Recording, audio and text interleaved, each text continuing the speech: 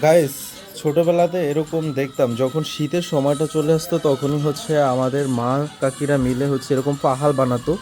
ওরা বলতো যে পাহাড়ে হচ্ছে মানে ধুলিয়াকাল বলতো আর কি, এটারে পাহাড়ে রান্না করবে। বাট অনেক দিন পরে আমার আম্মু যখন এরকম একটা জায়গা বানাচ্ছে, মানে আমরা শহরে থাকতেছি, অনেকে হয়তো দেখে বুঝতে পারবে না যে আমরা শহরে নাকি গ্রামে।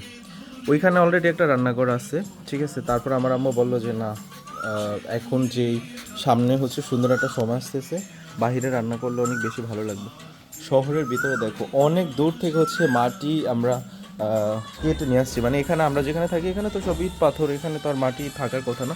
অনেক দূর থেকে একটা জায়গা আছে নামা লাল মাঠ, ওই জায়গা থেকে মাটি কালেক্ট করে নিয়ে আসে। আর এখানকার মাটিগুলো লাল হয়, বাট আমাদের দেশের মাটিগুলো লাল হয় না।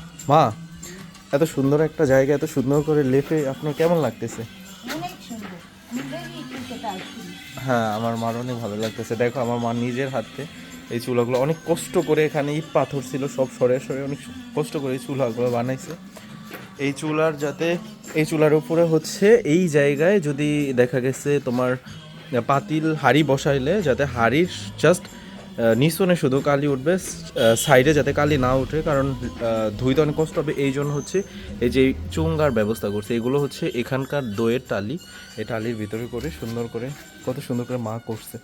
আর আমার এখন এই জিনিসটা দেখে এত বেশি ভালো লাগতেছে, মানে আমি জাস্ট অনেক বেশি এক্সাইটেড যে আসলে কবে আম্মু এখানে রান্না করবে, আপুরা রান্না করবে, আর আমরা হচ্ছে মানে খাবো এখানে বসে বসে।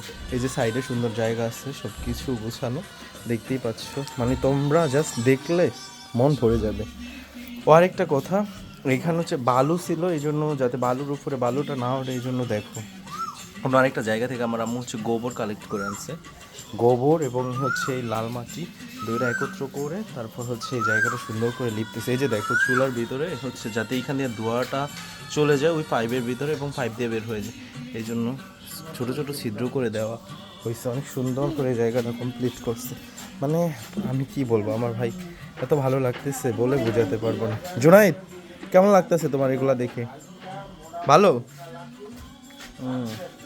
আমি স্টুডেন্ট। মা কমপ্লিট না?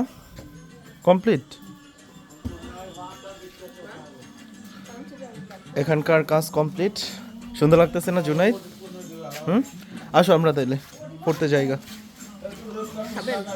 না খাবো না, আপনি খান, আমার ভাত খাওয়া শেষ। জুনাইদ চলো চলো বাসায় চলো, যাও খাতা বের করো। বের করছো? ওকে চলো। তো আজকের মতো এই ভিডিওটা এখানেই শেষ করলাম। সবাই ভালো থাকবা, সুস্থ থাকবা এবং আমাদের জন্য দোয়া করবা যাতে আমরা এভাবেই ভালো থাকতে পারি সবাইকে।